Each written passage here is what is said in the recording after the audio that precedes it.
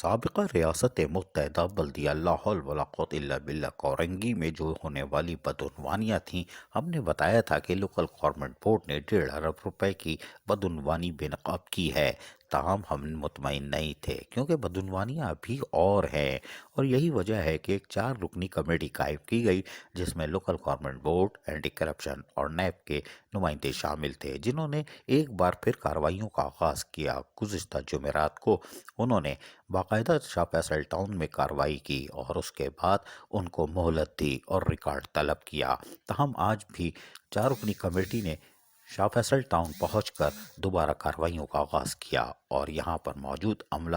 دن رات محنت کر کے تمام ریکارڈ کو جمع کر رہا تھا، گرچہ ان پہ پریشر تھا کہ وہ ریکارڈ تحقیقاتی کمیٹی کو نہ دیں، لیکن افسران نے کہا کہ ہم نے کچھ نہیں کھایا، جنہوں نے مال کھایا ہے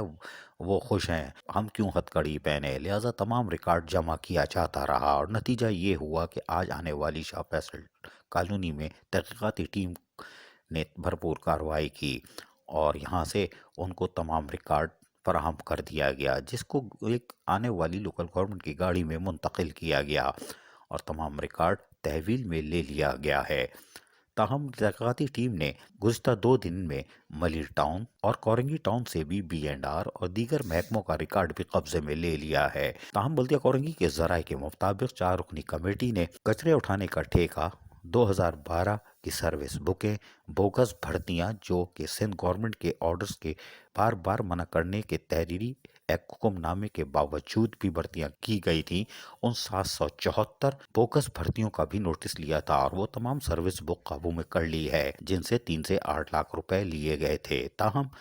MND میں ہونے والی بدعنوانیوں کا بھی ریکارڈ قبضے میں لے لیا ہے، جو کہ 2014 سے 2020 تک کا ہے، جون تک کا، جس میں گاڑیوں کی جعلی خریداری، مینٹیننس، اسٹریٹ لائٹ کی خریداری ہو یا جو NIT کی گئی تھی اور اس کے بننے والے بلوں، ٹائر ٹیوب، بیٹری، یہ ساری تمام چیزیں اب قبضے میں آ چکی ہیں اور یقیناً یہ وہ مالی بدعنوانیاں ہیں جو کہ 1.5 ارب کو 3 ارب میں بدل سکتی ہے۔ تاہم تحقیقاتی کمیٹی یہ بڑی مضبوط کمیٹی ہے اور اس میں لوکل گورنمنٹ نمایاں کردار تو ادا کر رہی ہے، وہیں پر اینٹی کرپشن اور نیب کی ٹیم بھی بھرپور کارروائیوں میں اپنا کردار ادا کر رہی ہے، جو کہ یقیناً بتاتی ہے کہ یہ ایک مضبوط اور مربوط کارروائی ہوگی۔ جعلی بھرتی کرنے والے افسران بھی شکنجے میں آئیں گے اور جنہوں نے منتخب لوگوں نے لوٹ مار کی وہ بھی قبضے میں ہوں گے، لیکن سوال یہ پیدا ہوتا ہے کہ 13 کروڑ کی مالیت سے گزشتہ 2-3 ماہ میں کس نے نیا مکان خریدا،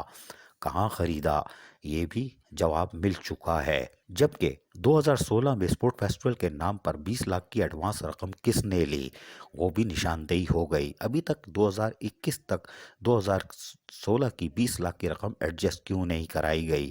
اسپورٹ فیسٹیول کہاں ہوا تھا؟ لانڈھی، کورنگی، ملیر، شاہ فیصل میں یا مریخ پہ یا چاند پہ؟ ابھی اس کی تحقیقات جاری ہے۔ تاہم یہ بات کنفرم ہے کہ لوکل گورنمنٹ ووٹ میں وعدہ ماف گواہ بننے والے اب کسی اور اسکرین سے نمایاں ہوں گے جہاں سفارش کا فون نہیں چلے گا، یہ ہم آپ کو بتا دیں، کیونکہ MNA MPA بھی پریشان ہے اور وہ وہاں فون نہیں کرائیں گے۔ لیکن ہم آپ کو یہ بتا دیں کہ لوکل گورنمنٹ بورڈ ہو یا اینٹی کرپشن یا یہ نیب کی 4 رکنی تحقیقاتی ٹیم، یہ ایک وسیع ٹیم ہے اور یہ ایک بڑا ٹارگٹ ہے، اور یقین آج انہوں نے بھرپور کارروائی کی اور تمام ریکارڈ قبضے میں لے کے واپس روانہ ہو گئے۔ عزیز عارف، KBS بلدیاتی نیوز، کراچی۔